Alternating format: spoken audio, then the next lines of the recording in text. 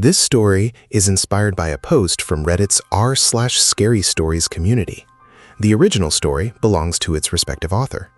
This video is created for entertainment purposes only. All credit for the original concept goes to the Reddit author. Now, let's begin. We were bored. That's the real reason we did it. Me, Jay, Connor, and Lacey.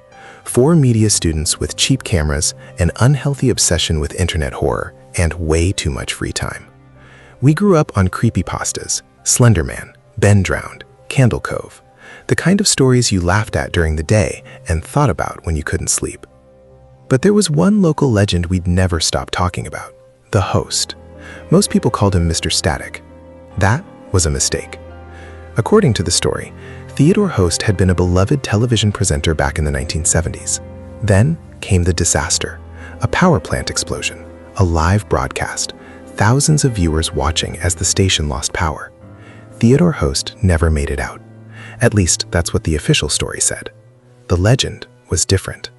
The legend claimed he was still broadcasting, still trapped somewhere inside the signal, still looking for an audience. There were rules. Never call him Mr. Static. Never insult his show, and if he asks you to say his name, you'd better get it right. Naturally, we thought it was complete nonsense, and nonsense gets views. So one Friday night, we loaded our equipment into Jay's car and drove to the abandoned broadcast station on the edge of town. The place looked exactly how you'd expect. Broken windows, dust-covered control panels, rows of dead television monitors. The air smelled like mold and burned electronics. Jay practically bounced with excitement. "Guys, this is going to blow up online." Connor rolled his eyes. "Or we'll spend 3 hours filming an abandoned building and get 47 views." Lacey laughed. "I'd still watch it." We set up 3 cameras, one on a tripod facing the largest television in the control room, one handheld camera with Jay, and a body camera strapped to my chest. Then we connected a portable generator. The ancient monitors flickered to life. Static, snow, dead channels, nothing unusual. At first, Connor smirked. "Congratulations, we have successfully invented electricity." Then the biggest television twitched, just once. A brief ripple passed through the static. Everyone noticed it. Nobody spoke. The screen twitched again. A faint silhouette appeared within the snow. A man, tall, broad shoulders, wearing a suit, standing perfectly still. Jay slowly approached. "Okay, that's actually creepy." The silhouette remained motionless. The static around him seemed to pulse like breathing. Lacey lowered her voice. "Guys!" The audio meters on our cameras suddenly jumped. No one was speaking, yet every microphone in the room registered sound. A low electrical hum filled the air. The lights dimmed. The silhouette stepped closer. And then we heard a voice. Broken. Warped. Like an ancient recording being played through a damaged speaker. Good? The television crackled. Evening? The room went silent. Nobody moved. Nobody breathed. Folks? The silhouette raised a hand. A pale hand pressed against the inside of the television screen. Then the glass bulged outward like water. The fingers pushed through first. Static crackled around them. Another hand followed. Then an arm. Jay stopped filming. Connor didn't. In fact, Connor stepped closer. "Dude," he whispered. "How are they doing this?" The figure pulled itself from the screen frame by frame, like reality itself was buffering. Its appearance flickered constantly. One moment it wore a spotless suit. The next, the fabric appeared scorched and blackened. Its face shifted between a warm television smile and something much worse, something screaming. The figure straightened. "You are..." Static erupted from every speaker. "Live?" The room vibrated. "With?" The smile widened. "Theodore?" A violent burst of white noise exploded through the station. "Host?" No one spoke. No one moved, until Connor laughed. A nervous laugh, the kind people make when they're terrified. "Okay," he said. "That's enough." The figure slowly turned toward him. Connor pointed his camera directly at its face. "What are you supposed to be?" The smile vanished. The lights flickered. Connor swallowed but kept talking, because Connor always kept talking. "What?" he said. "Mr. Static doesn't like being recorded?" The room temperature dropped instantly. The television behind Theodore exploded into violent static. The figure twitched. Every movement jerked like damaged film. "Not," the voice crackled. "That," another twitch. "Name?" Connor laughed again. A mistake. You know what? He said. I think the legend got it wrong. Theodore stood perfectly still. Connor grinned. I think you're just a terrible host. The entire room went silent. Not quiet. Silent. The generator stopped humming. The camera stopped whirring. Even our breathing seemed to disappear. Then Theodore smiled and lunged. Theodore crossed the room faster than anything should have been able to move. One moment, he stood beside the television. The next, he was directly in front of Connor. Connor didn't even have time to react. The camera slipped from his hands and crashed onto the floor. The lens spun wildly, capturing flashes of the room between bursts of static. Theodore grabbed Connor by the face. Not his throat, not his shoulder, his face. Connor screamed, "Get off me!" But Theodore didn't seem interested in hurting him, not immediately. Instead, he slowly turned Connor toward the wall of television screens. Every monitor in the room suddenly came to life. The static vanished and images appeared. Connor's face. Dozens of them. Hundreds.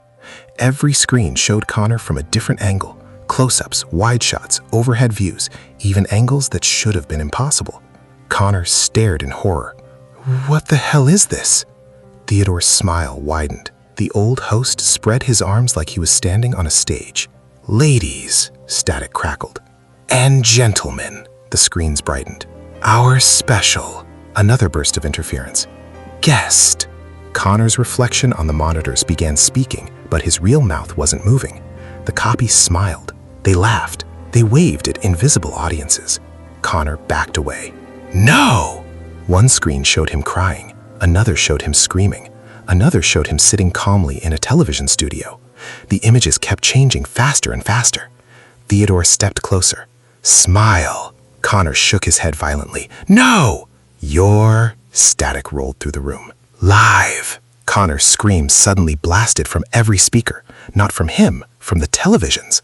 His voice echoed throughout the station, louder and louder and louder. The images on the monitors began breaking apart. Pieces of Connor disappeared frame by frame. An arm vanished from one screen. Half his face disappeared from another. Then the real Connor began changing too. His outline flickered like a bad television signal. Jay grabbed my arm. We have to go. I couldn't look away. Connor's body jerked violently. Static crawled across his skin. His screen transformed into white noise. Theodore leaned close enough to whisper into his ear. And that's, the screens flashed pure white. A wrap. Every monitor exploded with static. Connor vanished. Not fell, not died. Vanished. For a split second, there was nothing where he'd been standing. Then he reappeared, collapsed on the floor, motionless. His eyes were open. Inside them wasn't a pupil, wasn't an iris, only moving static. Theodore turned slowly toward the rest of us. Jay didn't wait. He ran. Lacey followed instantly. I stumbled after them. Behind us, the old host's laughter echoed through the station, a cheerful television laugh track, the kind you'd hear after a joke, only there was no audience, no studio, just us running for our lives. We burst out of the building and sprinted toward the parking lot. The cold night air hit my lungs like ice. Jay jumped into his car. Lacey climbed into hers. I barely remember driving home. Every time I looked into the rearview mirror, I thought I'd see Theodore sitting in the back seat, smiling, watching, waiting. But I made it home. At least I thought I did. Around midnight, my phone rang. It was Jay. The moment I answered, all I heard was static. Then his voice, panicked, breathing hard. Dude, it's happening. What is? I asked. The radio. His voice shook. It won't stop. I could hear static roaring in the background, loud enough to hurt. I turned it off. A pause. It's still playing. Theodore's voice crackled through the phone, faint and distant. Good. Jay cursed. I heard metal rattling, like he was ripping something apart. I pulled the radio out. More static. Then fear. Pure fear. Dude, his voice became a whisper. It's coming from everywhere. Theodore's cheerful voice echoed through the call. Good. Jay screamed. The line went dead. I tried calling back. No answer. I never heard his voice again. I barely slept that night. Every light in my apartment stayed on. Every screen stayed unplugged. My television, my laptop, my tablet, even my old gaming console. I sat on the couch staring into the darkness, waiting for morning. Around 11:57 p.m., my phone vibrated. A text from Lacey. Just 3 words. He's here. I immediately called her. No answer. I called again. Still no answer. Then she finally picked up. At first, I heard nothing. Just breathing. Shallow, terrified breathing. "Lacey," I whispered. A long silence followed. Then her voice. "He's in the apartment." My blood ran cold. "What do you mean?" "I covered everything," she said, her voice trembling. "The TV, the computer, everything." Another pause. Then I heard her footsteps moving slowly across the room. "Then where is he?" I asked. Lacey didn't answer right away. When she finally spoke, she sounded like she was about to cry. "In the reflection." The line went silent. I could hear her breathing faster. Then she whispered, "Oh God." "What?" I asked. "He moved." My stomach dropped. "Lacey, get out of there." A loud crash echoed through the phone, glass shattering, furniture scraping. Then Theodore's voice, clearer than ever. "Good evening." Lacey screamed and the call disconnected. I tried calling back again and again, but there was no answer. The next morning, the police found her apartment. Every television was still covered. Every monitor was unplugged. But one thing stood out. A large mirror in the living room had cracked from top to bottom, and across every screen in the apartment was the same image. Theodore Hoost, standing under studio lights, smiling and tipping his hat. By afternoon, the news reported Jay's death. His car had crashed into a guardrail. Investigators couldn't explain what happened. The radio inside the wreck was still broadcasting static. Lacey's death was ruled an accident. Connor's was ruled unexplained. 3 people dead, and somehow I was still alive. For weeks, I followed the rule. Every night before bed, I whispered his name. Theodore Hoost. Every night, without fail. And every night, the apartment stayed quiet. No static, no voices, no flickering screens. It worked. At least that's what I thought. A month later, I was going through the footage from that night. I wanted to delete everything. Every file, every recording, every trace of what happened. Most of it deleted normally, except one video, the tripod camera, the one facing the television. I deleted it. It came back. I erased it again. It returned. Again and again. Finally, frustrated and exhausted, I uploaded it to a private cloud account. The next morning, it was gone. Relieved, I moved on. Until I checked my email, someone had uploaded the video publicly under my account. The title simply read, "Good evening, folks." The video already had thousands of views. Thousands. The comments were worse. People laughed, people joked, people called him fake. Some called him Mr. Static. Others called him a terrible host, exactly like Connor had. I deleted the upload. It reappeared. I deleted the channel. The video returned. By then, it had spread everywhere. Clips on social media, reaction videos, memes, millions of views. Millions of people watching Theodore Hoost crawl out of that screen. Then the reports started. Car crashes, unexplained deaths, people found in front of televisions filled with static. Strange voices coming through unplugged devices. The same words repeated over and over. "Good evening, folks." Tonight, my phone won't stop vibrating. News alerts, missing persons reports, emergency broadcasts, and every notification ends the same way. A short audio clip, a familiar voice. Theodore Hoost, smiling through the static. I finally understand. The rule was never about surviving. It was never about respecting his name. Theodore wasn't looking for victims. He was looking for viewers. And thanks to me, he finally got his audience. If you're hearing this story, then you've probably already seen the footage. Maybe a clip, maybe a screenshot, maybe just a few seconds.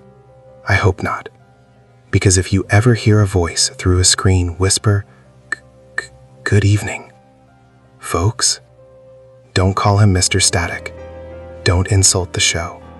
And whatever you do, when Theodore Hoost asks you to say his name, make sure you get it right, because the broadcast is still live. And I don't think it's ever going off the air. That brings us to the end of tonight's story.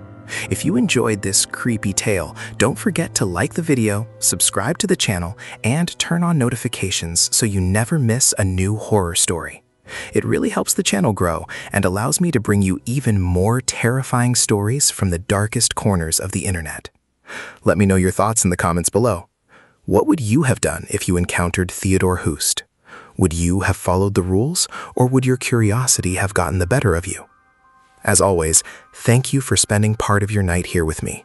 Lock your doors, check your windows, and maybe think twice before staring too long at a screen filled with static. Until next time, stay safe, stay alert, and remember, some stories end when the narrator stops talking, but others keep broadcasting long after the screen goes dark. Sweet dreams, and I'll see you in the next nightmare.